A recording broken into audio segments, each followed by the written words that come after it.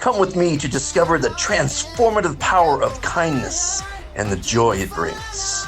Join me as we explore every Monday morning simple yet profound ways to elevate your happiness, one gesture at a time.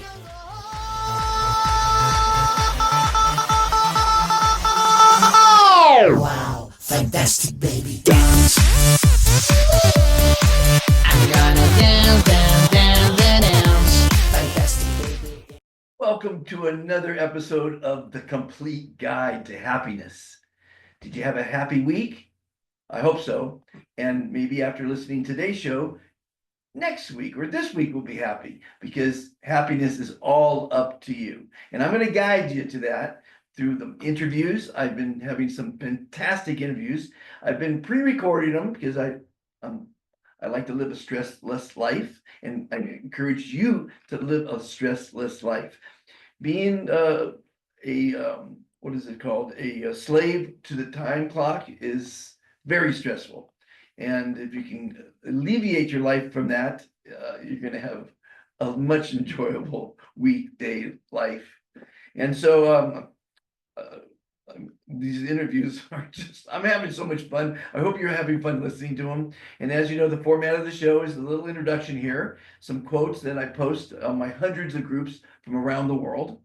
We broke 9,600 ambassadors a couple days ago. We now have, as of today, 9,605 people who are following the 3 commitments to kindness. And kindness does lead to happiness. Be kind to yourself, be kind to all others, and be kind to Mother Earth.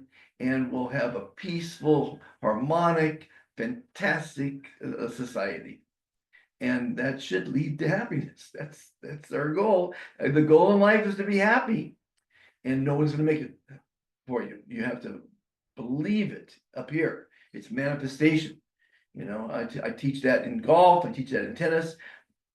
Visualizing what's going to happen in your life, to yourself, everything. So, and then of course, after the interview is a little cooking show. And it's just, they're just fun, you know. Anyway, so here are the quotes for this week. Eleanor Roosevelt, if you don't know who she is, she was the wife of President Roosevelt. And she said, "The future belongs to those who believe in the beauty of their dreams." Ain't that the fact? My quote to go along with that was, "Dream of a kinder world with me. Dreams can come true." I've been dreaming of a kinder world for the last 5 years as I travel the globe, teaching kindness. And it's a fantastic dream to have. And it's possible if you join me in saving the planet from the insanity of humanity. Please join me. Please hit like, subscribe, share, because sharing is caring, caring is kindness. Kindness leads to happiness. So please share these podcasts. And if you go to BE Fantastic YouTube, share those and all the other things where I put out positivity. I don't talk negativity. Well, on this show, I might talk a little negativity because it's a different style than I'm used to. Henry Ford said, "If money is your hope for independence, you will never have it. The only real security that a man will have in this world is a reserve of knowledge, experience, and ability." Speaking of which, this is the god of thought, Thoth, from Egypt. And it was given to me by a very famous man who did the King Tut Museum. Thoth is the god of wisdom. And to have wisdom is really a true blessing. And the more you know, the easier your life is. That's one of my sayings. My quote, along with Henry's, good old Henry, inventor of the automobile, the more you know, the easier your life will be, and the more valuable you'll be to others. Be curious, learn every day. I tell people, if they have a phone, these are the things called phones. There are more phones in the world than there are people now. And if you're not asking it 20 questions, every day, you're missing out. And what's really great about this, watch this. What is the secret to happiness? Have different hairstyles makes me happy. From the man bun to the pompadour to the mullet, they all get a thumbs up from me. Okay, well, That wasn't so exciting, but whatever. Johnny Depp, great humanitarian, lives a very humble life, as I recommend you do, like I'm doing. He gives away most of his money. Really great person. He said there are 4 questions of value in life. Broke it down to 4 questions. What is sacred? Of what is the spirit made? What is worth living for? And what is worth dying for? And the answer to each is the same. Only love. All you need is love. La da da da da, John Lennon. My quote, along with Johnny, good old Johnny, was true happiness will come when you love yourself unconditionally. You want to be happy? Love yourself. Accept you as you are. You're a big person, people love big people. You're a skinny little person, people love skinny little people. You're bald, people love bald people. You have lots of hair, like I used to have, like Barry Gibb. People love people with long hair. And if they don't love what you have or what you are, it means you're not their cup of tea, and it's okay. Don't think it as rejection. Someone will love you if you love yourself. You have to love yourself if you plan on being happy in this life. And in this little show, I'm going to do everything I can and give you all my wisdom, and not just my wisdom, because I only went to the School of Hard Knocks. You should read my dissertation and my thesis. Blow your mind. Put it in the comments, and I'll send it to you. And I posted it a couple of times on my WhatsApp groups. But I had mostly doctors. I had 9,600 ambassadors, as you know, and I put out a call who would like to be interviewed, because I have lots of ambassadors that have charities, NGOs, humanitarian initiatives, projects for the environment, like last week's Johan with 195 and 365. So the doctors are the ones coming forward mostly first, and it's great because they are learned. See, I think that the difference between me and them is they can remember to quote this philosopher and that philosopher. I mean, I can quote a few. My favorite, Rene Descartes. I think, therefore I am. Okay. So anyway, so this is the monologue today. Last week's was a half an hour, and if you got through it, you got to see a fantastic interview with Johan. He was fantastic. And this week we've got a special guest coming up, and I'm going to surprise you with it. So stay tuned. Get your cup of coffee, unless you're driving. Don't drink and drive, whether it's coffee or booze. And don't text and drive. People are dying because some people are so addicted to their phones that they have to answer that text right away, and they're getting into automobile accidents, and they're running over people, and there were many people rotting in jail saying, God, I wish I hadn't answered that text. Relax a little bit. It's not so important to get that text in 10 seconds. I know it's a 10-second attention span for the world, but it is what it is. Again, have a fantastic week. Enjoy the show, and I'll talk to you in a little bit. Boy, are you all gonna be surprised with this fantastic guest we have today. Oh my goodness. He's a brand new ambassador of kindness, number 9,601. So he's a virgin ambassador. He probably doesn't know all about what this program, this mission of global kindness mission is all about, but maybe he did some homework. This young man was born in Singapore, which is not only a city, it's a country. He was educated in Europe, so we're talking to another educated person. I love talking to educated people. And he's living in America, a place called Hoboken, which is famous for the birthplace of Frank Sinatra and the first recorded baseball game. So he's also living, or not living, he's coming to us from a place called La Bisbal de Empordà in Spain. Now, a couple little notes of interest on that one. This city was owned by the bishops of Gerona. And they sold it for $1. No, I don't know. I'm sure what they sold it for. And there's a guy named Albert Sola, a self-proclaimed illegitimate son of King Juan Carlos. And you just missed him by a couple years. He just died a couple years ago, Leon. Is that right? Oh, okay. So, I mean, who goes around saying I'm the illegitimate son of a king? I don't know. He would have been a great interview, I swear. And let's see here. What else do I have to tell you about he ran, Leon, obviously he's in shape. He ran 7 marathons on 7 different continents. I haven't even all of them. walked on 7 continents. I know there are 7 continents, but what an accomplishment that is. And what's really exciting for me, because I'm an ufologist, he discovered the twin universe. So we've got a lot to talk about. Leon, how are you today?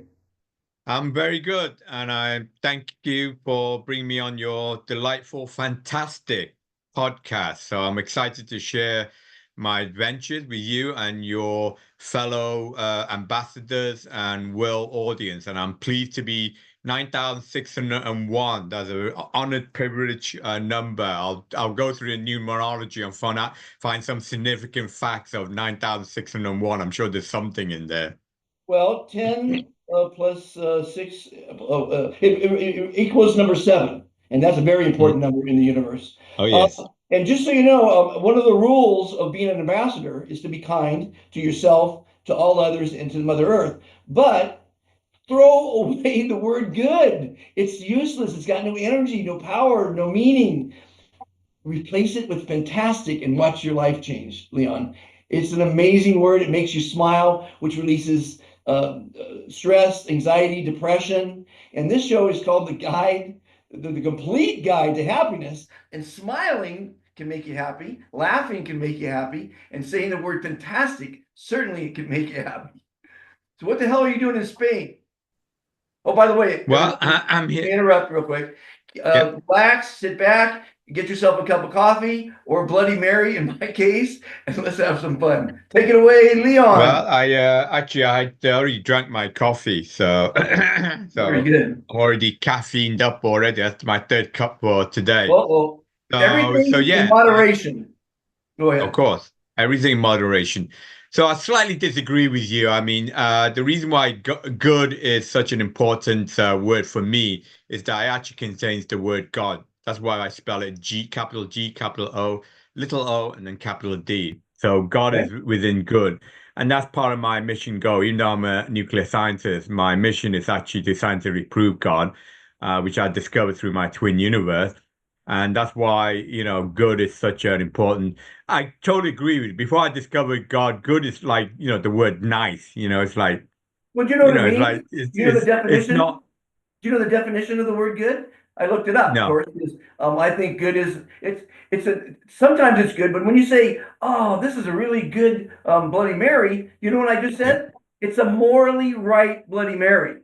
So saying have a good day is to have a morally right day, which is fantastic. Well, then in that case, it's significant because good is, like I said, my mission to God. So if it relates to moral, then yes, I mean, I make no bones about it. I'm on this divine God path, and I want to preach the teaching, call it preaching, call it educating, whatever you want. But that's my mission goal. So now that you've given that new description of what good is, it reinforced even more reason why I will be continue using this good simply because it has God within it, and as you said, morally. In fact, that's why I believe God is even more important in our life, even in the space age life. With our iPhone and whatever, people tend to say, well, we only need technology, we only need science. I was like that 10 years ago. I was that arrogant scientist that believed we didn't need God, we didn't need spirituality, we didn't need any of this niceness, as you said, that science will cure everything with medicine, with technology, and etc.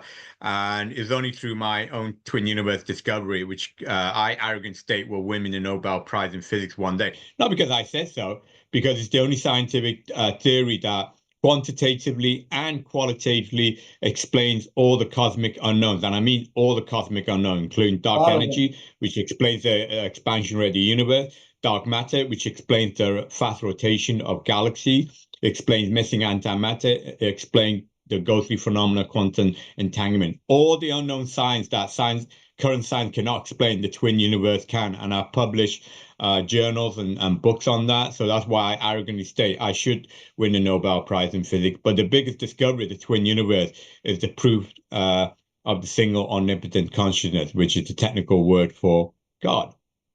Well, quantum entanglement is quite a unique concept. It's not even a concept, it's been proven. So that's Yeah. exciting. We're learning so much, and it's all between our ears what we're learning. It's amazing. But as the 3 commitments go, it's be kind to yourself, I think, is the most important commitment and the hardest for most people. And be kind to all others and be kind to Mother Earth. But a lot of people say, well, where's God in that? Well, do you agree that if you believe in yourself, you're believing in God? Absolutely. In fact, that's the problem with modern religion. To be honest with you, is that people look for external materialistic, whether is some sort of a book, some sort of symbolism, is some sort of a thing that is external to them. And well, God is not an external. God is not a book. God is not a sculpture, or God is not as my wife is not a white guy with beard and sit on a cloud, singing hymns. Well, maybe, I don't know. I don't want to be a hypocrite, but most likely it's probably not that. But God is the entire universe. God is everywhere, including inside of us. And we really want to discover God, then we really got to discover inside of us, not externally. So in that in that recourse or definition of God, I totally agree with you. We have to find God within ourselves. So we have to be kind to ourselves. We have to look inward. So I totally agree with you that God is the search inward, not outwards.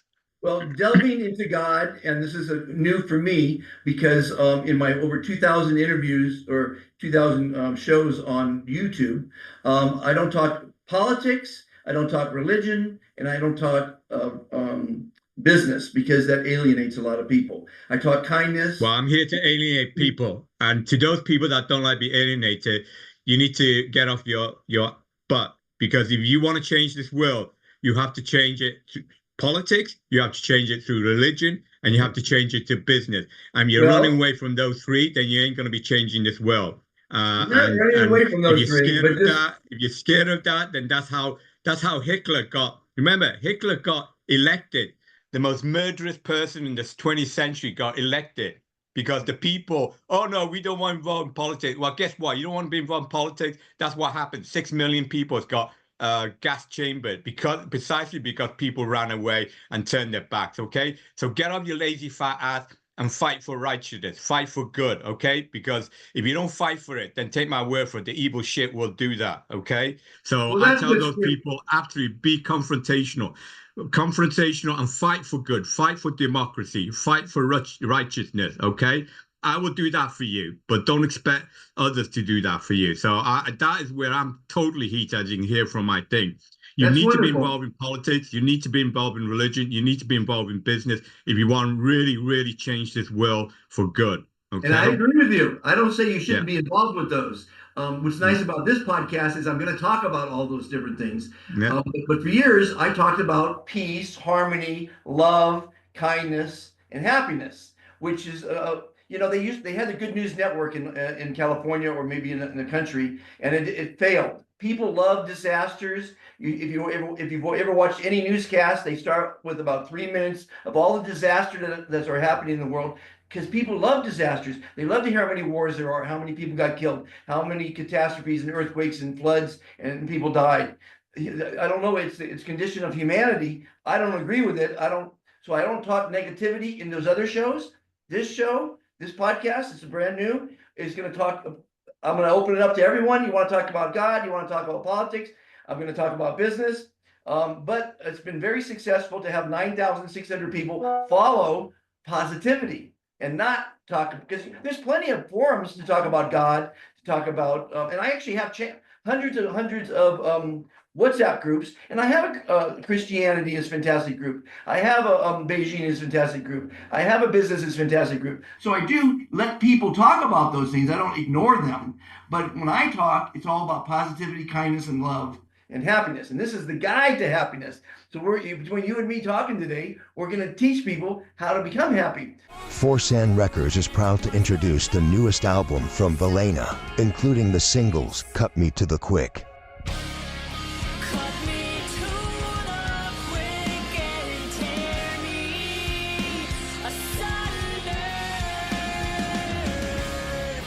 Push me to the limit. Anything to pull me under.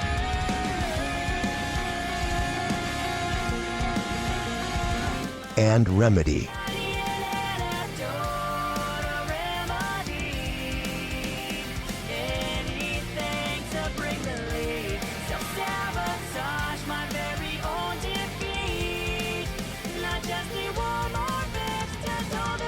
Valena, Save Me From Myself, available now wherever you get your music. So I forgot to ask the number one question for my guests. How do you define happiness? Well, that is a very tough question to answer. Just like trying to decide what is life is actually a very, very technically difficult question. So I tend to use the word satisfaction is how I gauge, because I'm a scientist. So, if I want to measure something, I use a meter to measure it. So I normally want to quantify something, whether it's in meters, in inches, in time. So happiness is is a feelings like love. It's something I believe beyond measurable, but it is a real value, a real quantity.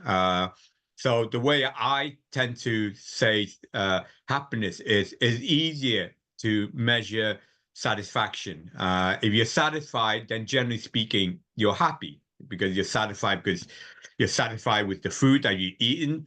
It's delicious. Then generally you're happy with the food that you just eaten. Okay. So satisfaction is I believe an easier gauge. So like you go to Yelp, for example, I want to go to a restaurant. I go to Yelp and I get a rating for a restaurant. So the restaurant rating typically is a customer rating of satisfaction. It's not necessarily how happy the customer is. The customer can go into a restaurant and be extremely happy, but the meal could be absolutely lousy. So the customer tend to use a satisfaction scale.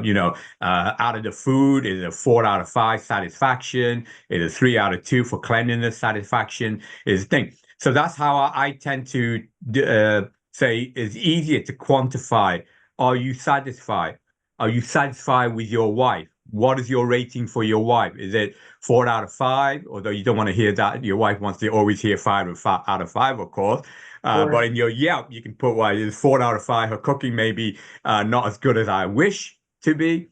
So the word I tend to use is satisfaction, which I believe is more give people more ability to rate it either out of 5 or out of 10, something of that nature. So if you are 10 out of 10 satisfaction with your wife, with your children, with your job, with the way your car operates, then chances are if you're 10 out of 10 on all those scales, most likely you're going to be extremely happy. Right. But if your scale is 1 or 2 out of 10 of satisfaction with your wife, with your children, with your job, then chances are you're going to be very unhappy.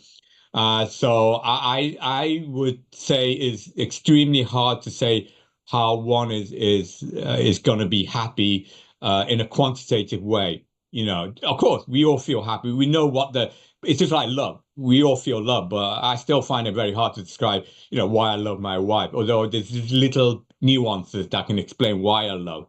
But it makes it easier for me to explain happiness through how satisfied I am with this podcast, how satisfied I am with my wife, that kind of thing. And those I can sort of, with that specific word, it's like the Yelp, I can sort of give it, rating out of 5 or rating out of 10, and that sort of give me the gauge of what happiness. So I apologize if I sound like a boring nuclear physicist trying to No, not explain at all. an It, impossible word, but that's how I tend to try and gauge things. it was a Okay. fantastic answer, and everyone has a point of view, and I respect Mm. everyone's point of view. And it's actually a very, as a scientist, it's very logical, your answer. Let me ask you another question. What made you happy today?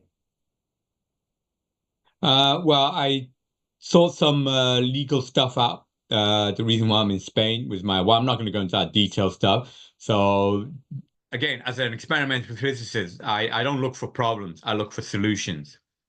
So all the things that you mentioned about the politics and religion and about things, I have solutions for those. Like you said, and I totally agree with you. Media is saturated with really, really bad news.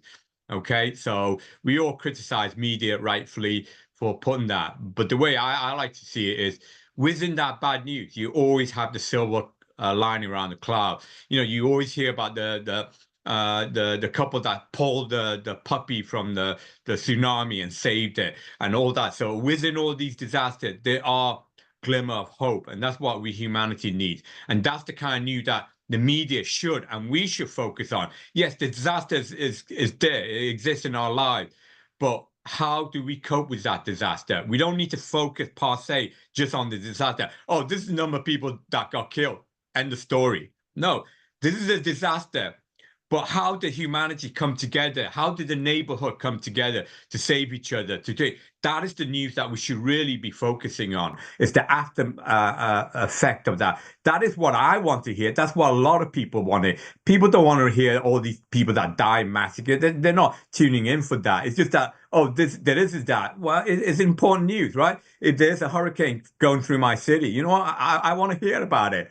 But the good news is I want to hear that my neighbors were saved. My parrots didn't fly away or something. So those are the important that the media should definitely focus on. So those are the things that, as I mentioned to you, as a scientist, I always focus on the solution. So today was a good day in the sense that a lot of solutions came for a lot of issues that was outstanding. And that's why I feel happy because I was able to implement those solutions. So again, I apologize for sounding like a boring physicist, but that's Don't the way ever I am. apologize. We're friends now. Yeah. Friends don't apologize. But I want to let you know, because you're new to the organization, you are part of what I call the kindness revolution, most kindness revolution on the planet. Now, my goal is to save the planet, save humanity from the insanity of humanity. And you got to admit, there's a lot of insane things going on, the nuclear proliferation, what have you. But I actually broke up my marriage because she thought I was totally crazy to go around the world, teach kindness, give these kindness speeches, which I call fire talks, fantastic inspirational rejuvenation experience. But I'm going to go with a guy named Steve Jobs. You might have heard of that guy. And he said, people who are crazy enough to think that they can make a difference in the world are the ones that do. And I want you to help me save the planet. And, we got to have I always dreamed of being in a room with a bunch of intelligent men like you and solve humanity's problems. And that's what this is about, solving humanity's problems. Last week's guest is trying to solve the global climate crisis. Granted, we've had them throughout ages, but man is contributing to them. Animals are contributing to them, of course, volcanoes and what have you. But we got to come up with solutions. And if enough kind people like yourself and the other 9,600 ambassadors can pull together and start being kind to one another, being kind and taking to our planet and taking accountability for our actions by using less water, electricity, buying less, recycling, repurposing, all the things that we need to do to protect our Mother Earth, and Yeah, ourselves. absolutely. I totally agree 100%. Our planet is not this limitless reservoir for us just to keep stealing from it and, thinking we keep continuous replenishing. It is not. Even the oil and gas that we burn, the fossil fuel, You know, it may last 100 years, 200 years. You know, we may think that's not a long time for our lifetime, but it's basically our children or grandchildren lifetime where, you know, we can literally use up all the fuel that's in the earth and not only use it up, but cause, like I said, climate change, etc. So there needs to be implemented, and they are smart people that are developing new technology, you know, green technologies.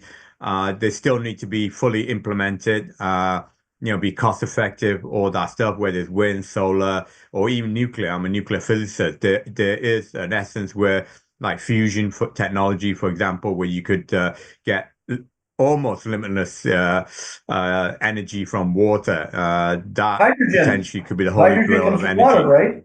Hydrogen comes from water. That's the most prolific Correct. element out there. And Yeah, I believe in absolutely. hydrogen will be conquered one day, you know. Yeah. Yeah, no, hydrogen, there's I think it's either Toyota or Nissan want to do is develop the first hydrogen powered car. Well, I wouldn't say the first commercially produced hydrogen powered car. So potentially that could even be better than electric vehicles, because electric vehicles, remember, the electricity comes mainly from coal power plants, etc. So people keep saying, Exactly. well, electric vehicles, well, where does the electricity come from? Have you asked that? You know, it's like There whereas, is you know, no, hydrogen cars is there's burning no true hydrogen, green full stop. energy. There's no true green energy because to Yeah, produce a solar panel or a battery takes a lot of fossil yeah, fuel. exactly, exactly. It's a funny world. And Yeah, anything you try to save it, it's in balance, so to speak, even as it's out of kilter. But whatever, if you solve cancer, and there's many cures for cancer, it's not economically feasible. So the things that, because it's all about greed. The world is about greed, and it's disgusting, and I hate it. But it's part of. We all have a greed button. We just have to keep it in check, you know. But unfortunately, a lot of people don't keep it in check, and all they care about is money, you know, and not others. yeah. That's right. That's right. And that's why you see from behind me our collective, which I created in 2015, is a global organization. We have an operating model which integrates the three holy trinity of art, business, charity. So it's a holy trinity. So it's just not about money. Money is important, a business, but money is used for good causes to support the art and support the charity. The charity is the soul of humanity. So that is the operating principle of our collective. It's a holistic model that Love it. integrates the art, the business, and the charity. Love it. Love it. Tell me more. Well, as I said to you, I went through, I said my history was I'm PhD in nuclear physics, academic, but I spent 30 years of my life working in corporate UK, corporate America. So I worked for big multi-billion dollar corporation like Thermo Fisher, Amatec. They're like 30, 50 billion dollar companies. I work for mom and pop shops, which I typically like because I like to wear multiple hats. So I've come from throughout the whole spectrum. And like a lot of people, we get disillusioned with big corporate because, as you said, a lot of it is about greed, you know, regrettably, you know, and the more money they make, regrettably, the more greedy one comes. And again, I don't want to sound like a hypocrite. I'm sure if I became a multi-billionaire and you know president of some, you know, there's always a danger that I could become this arrogant, big-headed, greedy. So you know, so that's something that I am mindful as well. You know, is temptation is hard to resist.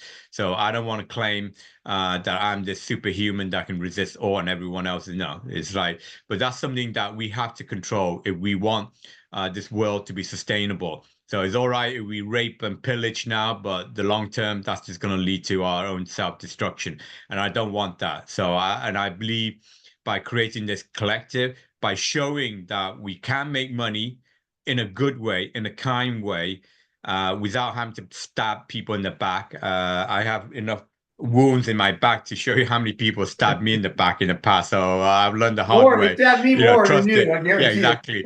But I want to set the example that no, I can be rich, I can be married to a beautiful wife, I can do all this and be, as you said, be kind, be good. And that's one of the things. That's why I created our collective to this global organization to show the world, to set an example for those that want to follow that. You know, I want to follow Dr. Ying. he actually makes lots of money by just being kind and good and being respectful to people. You don't have to be a scumbag, a thief, a robber to be successful. So that's my goal. That's the aim, I think, of yourself and all these other great people that I've come across in my life. So I think it's doable. Absolutely. I think, in fact, it has to be doable because, like you said, if it's not doable and the dark sides take over, then our species is going to become extinct because we either kill each other or we destroy our planet and we have nowhere to live. So there is no option B. There's only option A, and that's kindness and thing. If we want our children, our grandchildren, our great giant to survive, prosper, then we have to now take a stand because we are in an age where we can destroy each other. So we have to look out not for ourselves, but for the future generation. So that is important. Well, I've got some great news for you, Leon. We're thinking right along the same paths. Two things. One is I created a show called Cooking Styles of the Rich and Famous, and it's about celebrity cooking. You put celebrity and cooking together and charity, and you can do a lot of good with it. I did 3 episodes. And so I always want, I have a foundation. It's called the Foundation for World Harmony. And all the monies I make through all the different things I'm doing right now are going to go towards our missions together because we're going to work together now. When you talk about art, biz, and charity, I love that concept because one of my ambassadors, Doug Ivanovich, ambassador number 20, an early ambassador, he did World Peace One. He introduced me to Klaus Nobel from the Nobel Peace Prize. He did Farm Aid and Live Aid, and we've got a concert planned for next year that's going to be the biggest ever worldwide concert, and it's going to go to obviously to charity. So he once asked me, how do we accomplish a great in the world? Because right now what they're doing is how can we make a lot of money to accomplish great? Right now, war makes a lot of money. It doesn't accomplish anything great, but it makes a lot of people money. So I always said music. Yeah, well, art and music, I would say, put them in the same category. And so if we take the biggest music concerts, which will make money, and if they support charity, we all win. We are entertained and we support humanitarian causes. Right now, if everyone goes to the foundationforworldharmony.org, I've got many of my ambassadors, NGOs, charities, humanitarian initiatives listed there.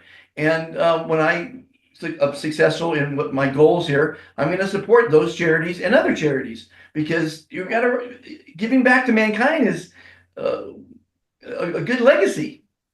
Absolutely. Totally agree with you. We're in the age of the giving if we want to survive. The age of the taking. Like I say, is not sustainable. We cannot keep taking from our planet. We cannot keep taking from each other. We need to be able to give to each other, be able to give back to the planet, be able to give back to each other, and accept some in return. So we have this balance. It's not all about just taking, because eventually you take it all and there's nothing left. There's nothing left for anyone to take. So we give and take.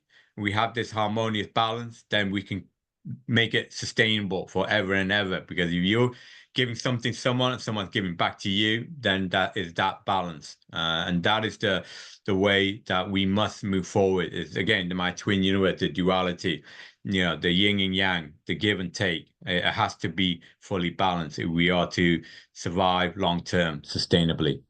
Let me ask you something. As a learned scholar and physicist and really bright mind, a lot of times I'm really big in Africa.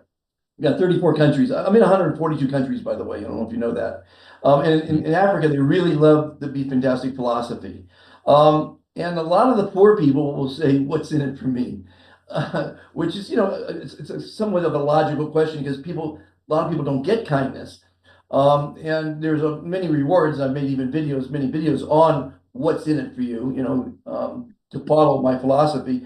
But why do people look down on kind people?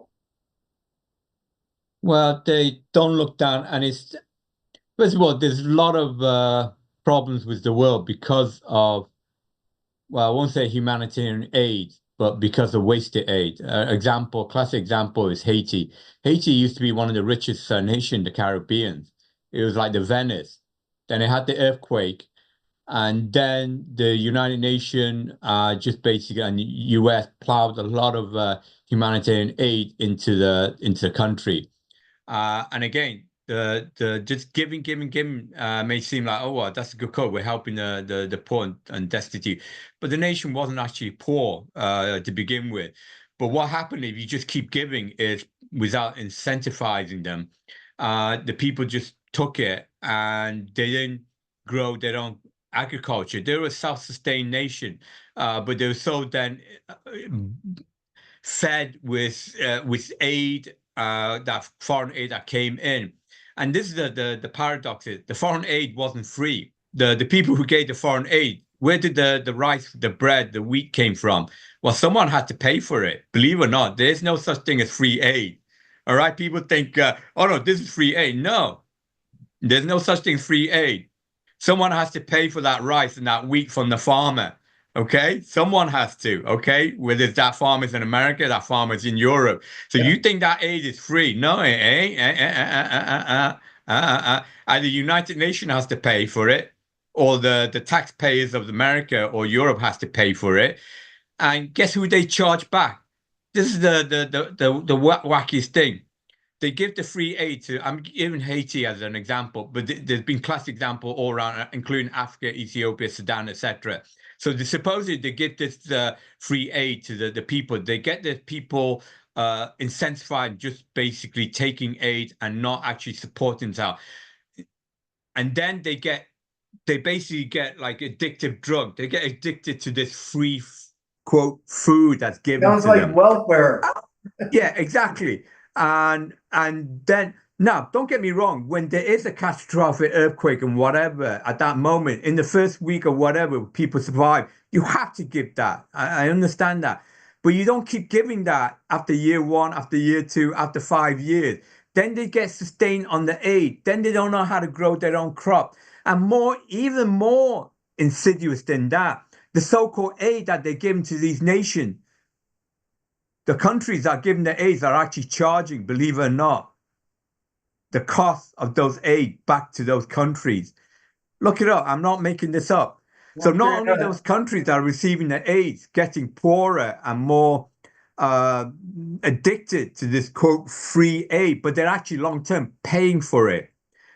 The way it should be sustainable is when you have a catastrophic earthquake, volcano, whatever. Yeah, in the coming days, in the weeks, or even the months when the people don't have resources, they're dying, they're starving. Absolutely, give those free aid to make them, stop them from starving to death. But after that, instead of just keep giving them free food, or well, it's not free food for years to come. Give them the technology, give them the plow so that they can plow their field, give them the fertilizers so they can toil their soil and grow their own crops again, so they can sustain their own self, so they can recover their own agricultural sustainability. That is how long-term aid should be given. Okay. So I'm an advocate of the United Nations. I support them, but that's something where I feel that sometimes the UN and these other, again, I'm proud of being American, don't democracy. So I sort of understand. But don't just give aid and then charge the aid after a few years. And don't make those people that you give those aid relying on that aid. So they forget how to grow their own crop. They forget how to make their own clothes. They forget how to be sustainable. That is a fallacy. And that just lets them go down a dark alleyway. So to your question, which is very important in terms of Africa, yes, the kindness that we give you is, yeah, if you're starving, you're on the point of dying, then yeah, we'll give you a bowl of rice. But for you to be sustainable, we need to give you the tools to grow your own rice, the tools to make your own clothes. That is how sustainable solutions should be implemented. Leon, I agree wholeheartedly with you. And I'm a philosopher, and one of the sayings, I didn't make it up, but it's true. If you give a man a fish, he eats for one day. If you give him a fishing pole, he eats for life. And I like to break it down. What you just said in 10 minutes, you break it down to that one sentence. That makes sense. Give them the seeds, not the corn. Give them the corn seeds so they can grow the corn. And like you say, the plow and the technology so Yeah. they can be self-sufficient. But welfare, these people in America, they have 5, 6 kids because the more kids they have, the more money they get, and then the more they're not going to work. It's a really screwed up. Many systems around the world are screwed up. They're building new cities around the world, as you know, and we need new philosophies in these new cities, and we need to learn by our mistakes. We made a lot of mistakes. We polluted our lands, our oceans, our seas, our rivers, our streams, our atmosphere. We did it, and we want the governments to fix it. We have to take collective accountability for our actions. Amen. Totally agree Even with in you. giving, we have to take accountability. Think about it. See, we need more people like you running things. I absolutely, and that's why I'm very, very into the politics. I want to put those people in charge that follows our principle, follows our philosophy, follows the path. So that's why I tell people, be confrontational with your politics, stand up and count your vote. Because if you don't, then I said to you, don't go crying when the world collapses around you because you're too lazy, you're too scared, you're too furious. No, stand up and fight for your cause. Stand up and fight for your democracy. Absolutely. If you want something, you better get off your lazy fat ass and do it. Because if you don't do it, then someone else is going to do it.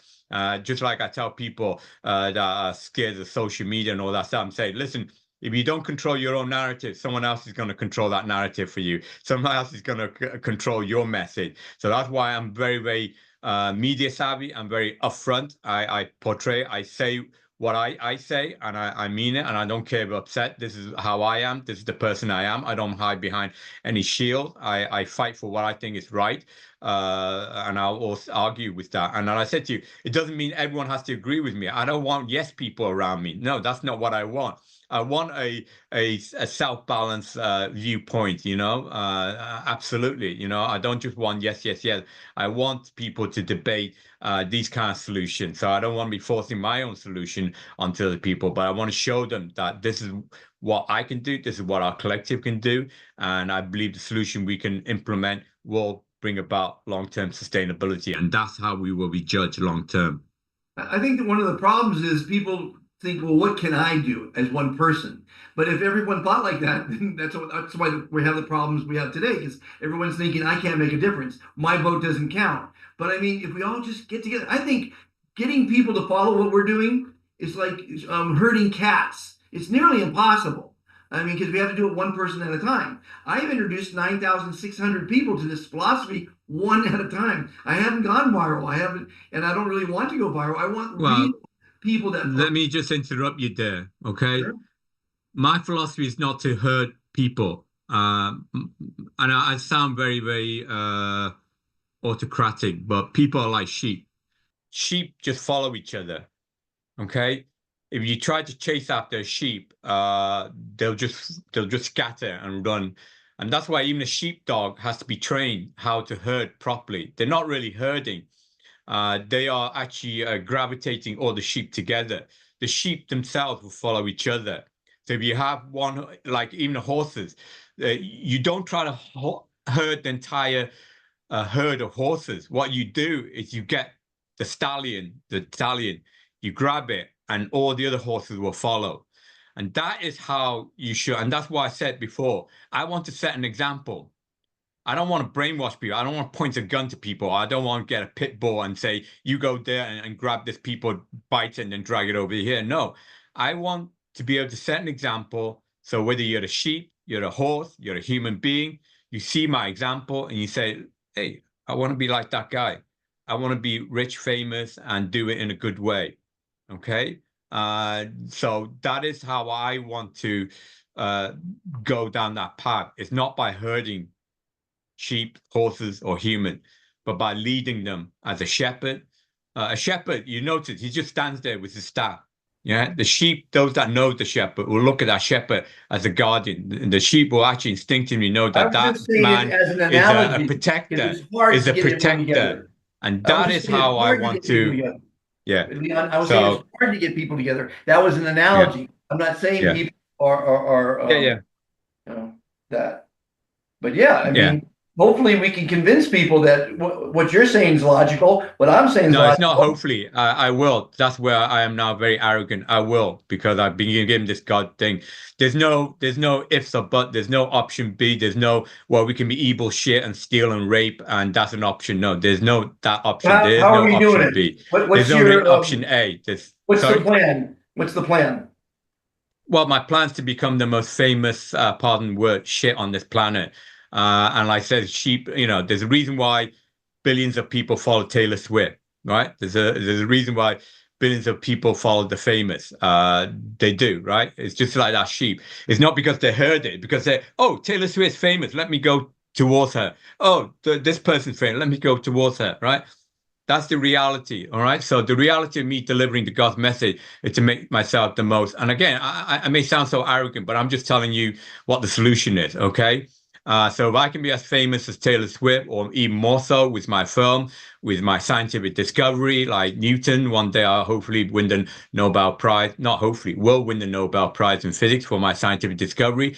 Then I will become the most famous scientist, like my idol, Newton and Einstein, right? So maybe 2 billion people on this planet, or maybe 3, maybe 4 billion people know Taylor Swift. But I can tell you, probably more people know Einstein, than Taylor Swift. So if I become that famous, which is my goal, then yeah, then I believe people like sheep, no offense, I don't want to sound it, will want to listen to that message. So it's a very simple goal. Make myself so super famous that people will want to say, Dr. Ying, now you're super famous. Tell me what it's all about. And then I will say, okay, I appreciate you giving me time. Now let me tell you what it is all about. Okay, so it Well, is I'm very like you. simple, a I very also simple want to. solution.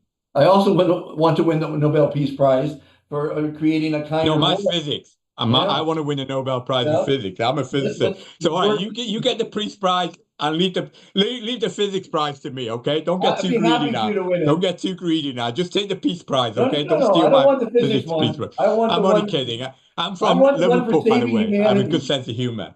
Yes, no, you have a great sense. You got to have a sense of humor. See, I've been Oh yeah, traveling the world giving absolutely. speeches on Yeah, kindness, and it's kind of like dry. So yeah, now I'm mixing humor in with it and teasing yeah, humanity a bit because yeah. people love to laugh. Laughter's the best Absolutely. medicine. You said that in the first minute, humor and laughter. And I totally agree with you. Laughter is a great medicine for humanity. So I lived Fantastic. 20 years in Liverpool, and the people from Liverpool, the Beatles, they have a great sarcastic sense of humor, Oh, so definitely.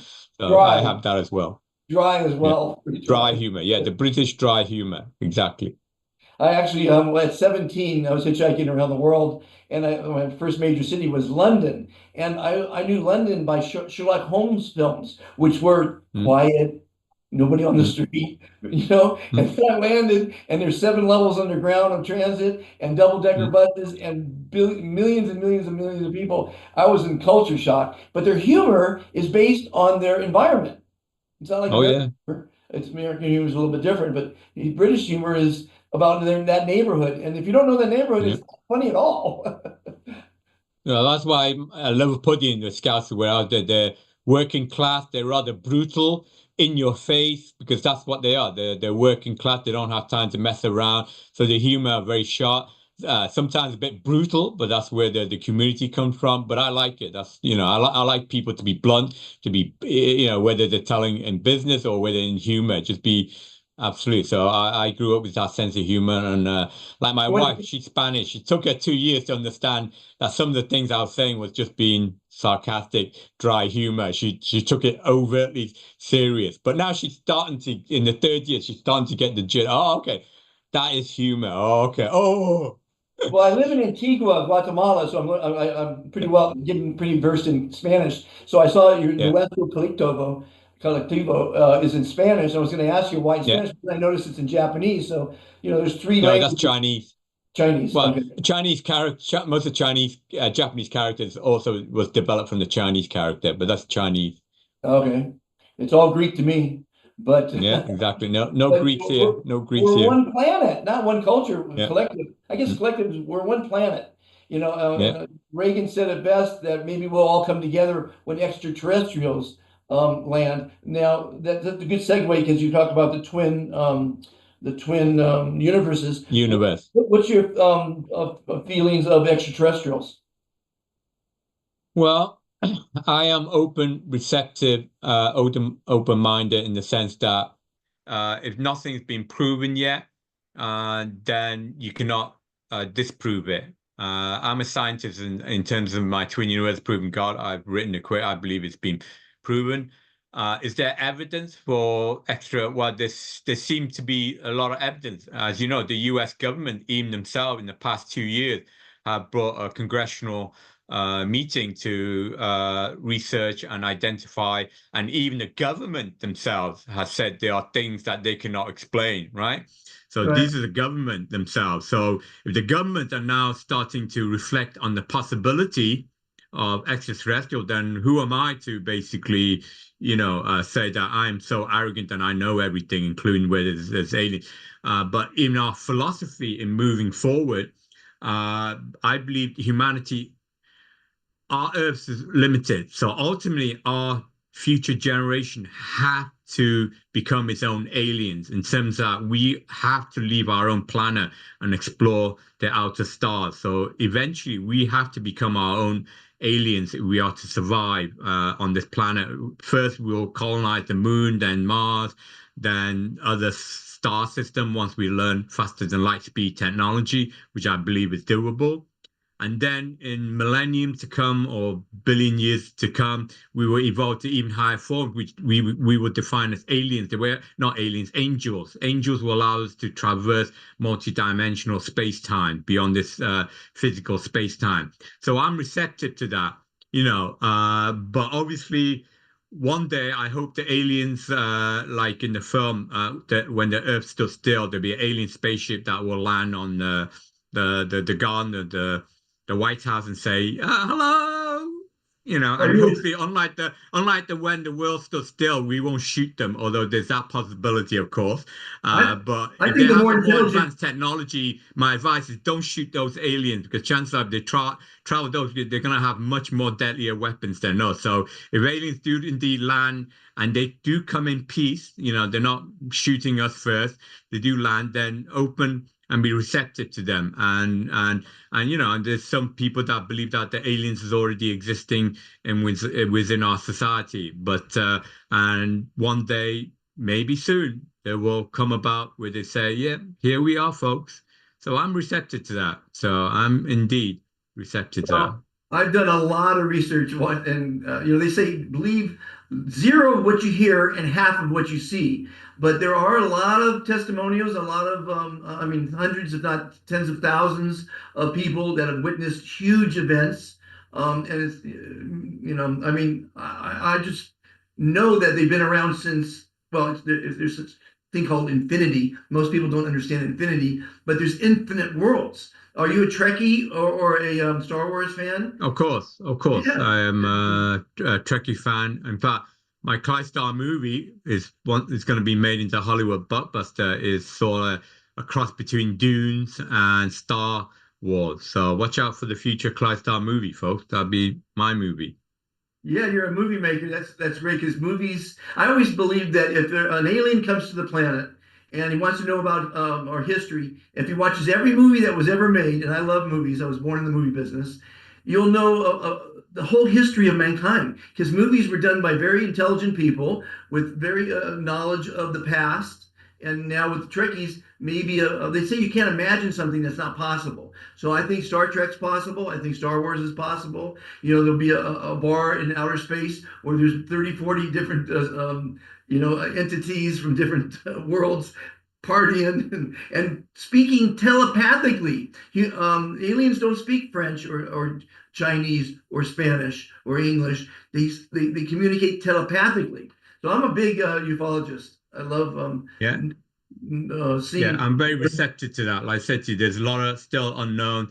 And I say, even the government, in fact, they even release video images of naval planes in Yeah. California that has shot video cams Yeah, of a lot of actual them. UFOs and things like that. So even the governments are I mean, a lot of people know that the governments have a lot of secrets that they're hiding, but even they are starting to trickle it out. So if the US government are starting to trickle out this information, that's telling you there's a reason why they're doing that. Governments typically do not want to do it. So there's a reason why there's a lot of people saying the government are preparing us for a major announcement. That's why they come with these UFO. So this is the government. This is not me saying. This is the government with congressional. Then there's the government releasing video data of actually flying UFO themselves. And this is the government who experts, including military expert, aviation experts, saying to themselves that these are, let's just say, phenomena that cannot be accounted for with present day human technology. So that's their way of saying, yeah, they can't explain it. It is some extraterrestrial thing. All right. So these are Yeah. the government, the expert themselves, starting to release those information. So so if you don't believe Dr. Fantastic, then believe what your government, your US government, taxpayer government are starting to release to you folks. But Leon, there's physical artifacts on our planet, cave drawings, Oh yeah. Egyptian carvings, and I've seen Oh, yeah. the Cairo Museum, an artifact that we can't produce today. Yeah. It's just amazing. So we have physical proof of visitations. Christopher Columbus, I don't know if you know this, was sailing to America in 1492. I'm a yacht captain. The captains keep logs, as pilots do. And he wrote in the log one night that in the middle of the night, all the officers were on deck, and they saw something shoot out of the water and speed to the Yeah. outer space. They all saw it, and I mean throughout history. Look at the not the Mona Lisa, the Madonna. Have you the painting Madonna? In the very background is a man Yeah. pointing to a flying Yeah. saucer. Come on. I mean, either it's great imagination back then, or it would really happen. We don't know. I Yeah. can't. My Well, I son said to you, one saw- day we'll hopefully have the aliens landing on the garden of the White House saying, "We're here, folks." But here's how I see it. I walk in my garden and there's some bees and some ants. I don't go down to the ant and ask him where you come from. Well, tell me about your civilization, blah blah blah. Because we're so primitive. We're infinitely primitive.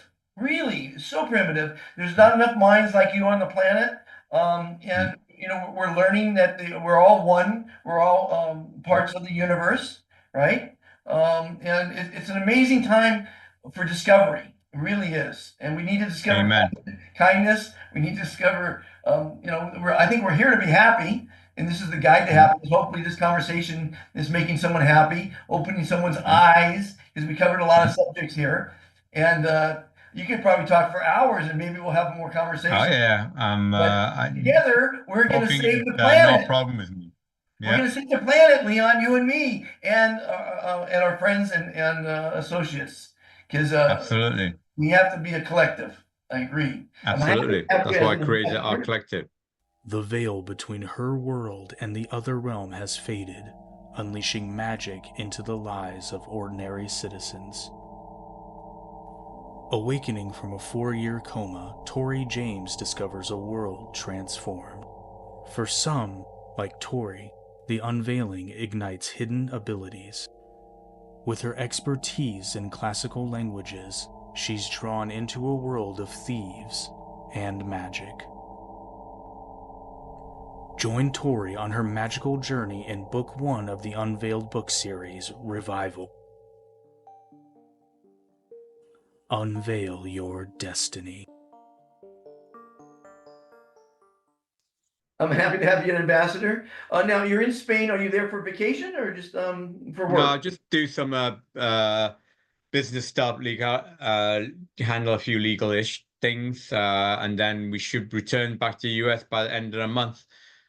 So there's a lot of activities to be done there. So like I said, this is a movement and a collective movement. There's a lot of things that are coming, including I didn't even go to about the Clydesdale prophecy. It's a prophecy about what we're doing, this mission.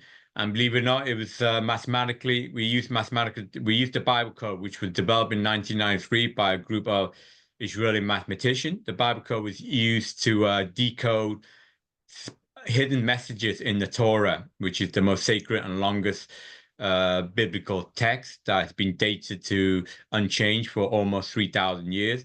And I used that same Bible code to discover that my Clydesdale mission appears exactly twice in the Torah with God.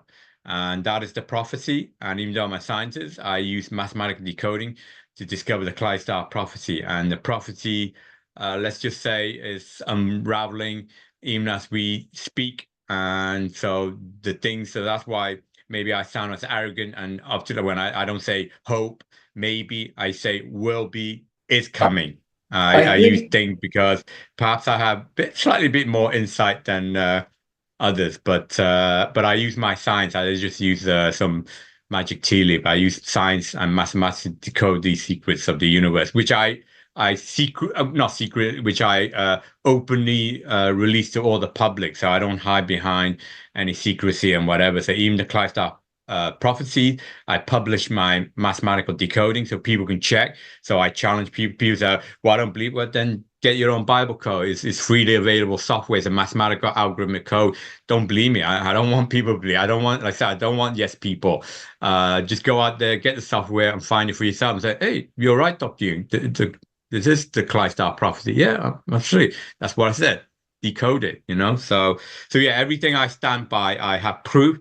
I have equations. I have everything to back my statement. So that's why I guess I can be arrogant, because I know I can but be. My words is backed by it's solid called evidence.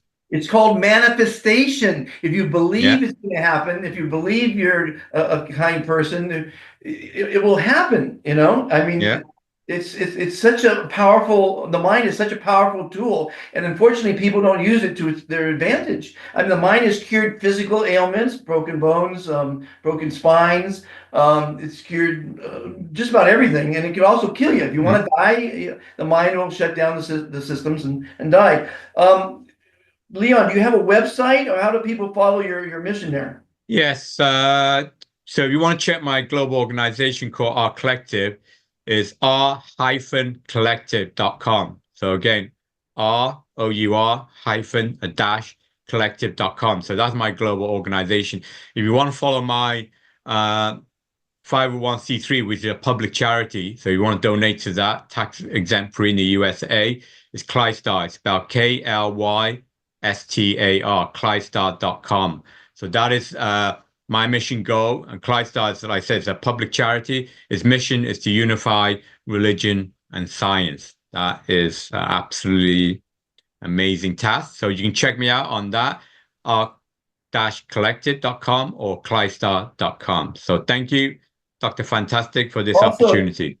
you should know, Leon, that I list my ambassadors, humanitarian initiatives, NGOs, and charities, which you have there, on the Foundation for World Harmony.org. So don't forget to send me a Perfect. short description of it and the link. Yeah. And I'll put it on the website for people to go through and see how fantastic our ambassadors are, because you are truly a fantastic ambassador of kindness. 9601. One day there'll hopefully be 9,600,000 people Yeah. like you trying to make the world a better place. And thank you for joining the show. No, thank you. And I tend to own all my podcasts and session with much love and peace to you all. My Clydesdale blessing. One day you'll find out why this Clydesdale bless. Amen. So God bless you all. Thank you. You are Ciao. fantastic, Leon. Have a No, fantastic thank day. you, sir. I'll Thank see you you. back Bye-bye. in America one day. I'm Okay. in Antigua, as you know. All right. Well, that was a lot of fun. All my interviews are fun, and I hope you're enjoying them. I'm glad he exited first. Next segment is a cooking show. Stay tuned and have a fantastic day. Well, it's that time of the show again where I show you how to cook fantastic, easy, fast, delicious recipes from my cookbook in the head that I can remember. This one is paella. And again, I'm on the island of Key, and it was, I think it's on Key. Which one was this one? There's so many episodes I can't remember. Anyway, it's paella. It's not the easiest to do, but it's fun. Have fun in the kitchen. Bring your kids in, teach them how to cook. Wife or husband. Cooking is fantastic. Eating is even better. It makes you happy. Makes me happy. It should make you happy. And a lot of people don't have food to be happy. So count your blessings that you have food on the table and enjoy the show. Do you love cooking? Do you love eating? Do you love kindness? Well, stay tuned for a great show. Welcome to another episode of Dr. Fantastic Cooks. I'm going to cook paella.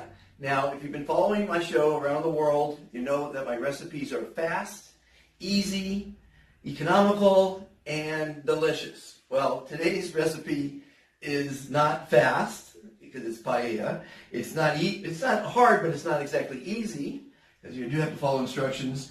It will be delicious, and it's not cheap because there's a lot of fantastic ingredients that go into a great paella. The great thing about paella is it's served to the table in the cooking pot. So there's two different ways of making it. There's one stovetop and there's one in the oven. So we're going to do oven today, and so I'm just going to walk you through the steps on how to make it. I'm not going to show you how to cook it, but I'm going to show you how to prepare it, let's say, okay? So, as you know, the three main ingredients to cooking are a sharp knife, a glass of wine or a cocktail, because the reason is if it doesn't come out well, you don't feel so bad because you had a couple cocktails. So here's to cooking. And the third ingredient is have fun. Cooking is fun. Bring your girl, your guy, your kids into the kitchen and learn how to cook. So let's go through the ingredients. Quality olive oil, very important. Typically saffron, but I can't find saffron here in Antigua, so I bought saffron rice. Okay. We've got chicken broth. We've got pepper, salt. I like spicy, so we have the red peppers, we have cayenne, and we have paprika. Now, there's many different types of paella. We're going to do the Spanish paella, which has chorizo, and I've pre-cooked everything, not pre-cooked, half-cooked everything. So I half-cooked the chorizo, which this doesn't look like chorizo to me, the chorizo I'm used to.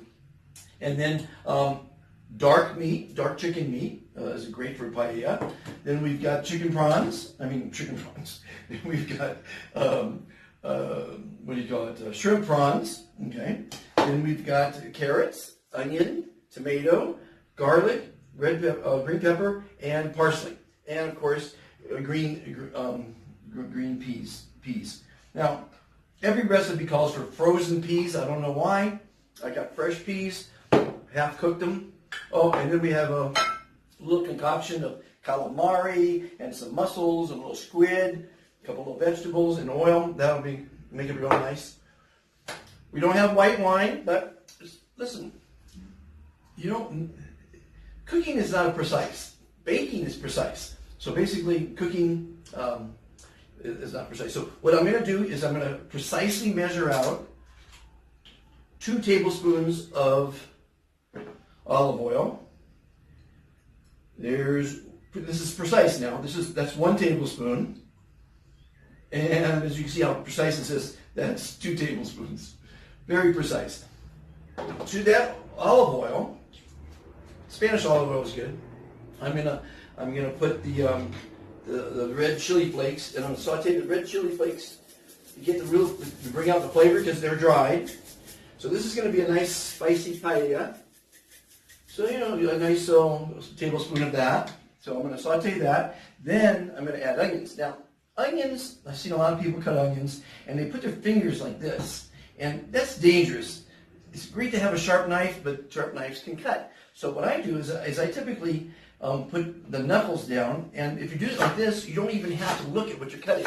You can cut without even looking because you know exactly that you're slicing the onion at a specific slice.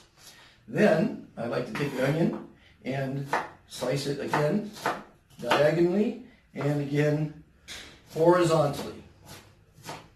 One large onion sliced diagonally and all that good stuff. So this would be the first thing I saute. I'll saute the garlic with it and the green peppers. So there you go, onions nice chopped up. Then the garlic, you've seen in The Godfather where they take the razor blade and they slice it real thin. Well, you can do the same thing with garlic with the way I like to slice. So you can mince it. I don't. You can put it in whole. If you slice it thin enough, you don't really have to mince it. So and the thing about cooking is, if you don't like garlic, don't put garlic in it. If you like garlic, put a lot of garlic. I can't cook anything without onions and garlic. I mean, I make a great spaghetti sauce from scratch. I did to peel the tomatoes. What you do is you put them in hot water, and typically, before they cool down, it's really easy to take the skin off. I like cooking with skins. Some people don't like cooking with skins. I like cooking with skins. So I will saute the tomatoes as well. This one I already took the skin off. When it's hot, the skin comes off real easy like this, See how quick that comes off, the skin? I don't know, I think the nutrients are in the skins of things. So then I'll saute that as well. I'll start with the onions, and then I'll do the tomatoes. And then, of course, carrots and green pepper. I don't like a lot of green pepper, so I probably won't put a lot of green pepper in the dish. Again, I cook the carrots a little bit. It's going to be a delicious dish because all those flavors cook together. Now I'm going to use maybe just a quarter of a quarter. I'm not real impressed with the vegetables here in Guatemala. This one here the color isn't really fantastic. And I'll saute the green pepper with the onions. Then what I'll do, after I saute that, typically I'll put some wine in. But I'm not going to put wine in this time. I'm going to put in the water, or the broth, and the rice, and bring it to a boil. Then I'm going to add all the goodies, and then put it into I got some parsley here as well, and put it in the oven, bake for, about 30 minutes. And it's going to be delicious. So again, I'm having a wine, so in case it doesn't come out so well, we'll see what happens. Okay, I changed my mind. I'll show you a little bit of it. I've sauteed the onions, the garlic, and the green peppers. I've added the tomatoes and carrots, and I'll saute it some more. Then I'll add the water and the rice and the goodies. Okay, I'm going to bring the water to a boil, and then I'm going to add the chicken and the shrimp and the other fish, and then bake it. So all the ingredients are in. I'm going to bring it to almost a boil, and then I'm going to put it in the oven for 30 minutes, and hopefully it'll come out looking delicious and tasting delicious. That's the whole object, obviously. And the final touch, of course, was the parsley. And there we have it, the finished product, paella, Spanish paella. Looks pretty good. Have a fantastic day, everyone. Thanks for watching. Like, subscribe, and share.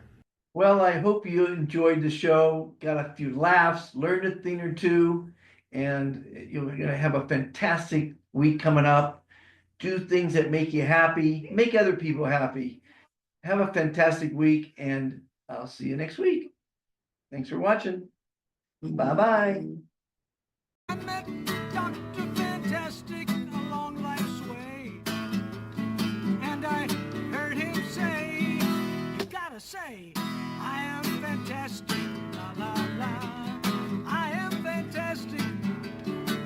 You can feel it if you say it. In any game, you gotta learn how to play it. Fantastic, fantastic. Just listen to the doctor. He's a rocker. He walks around all day. He ain't plastic. He's not sarcastic. He says, I am fantastic.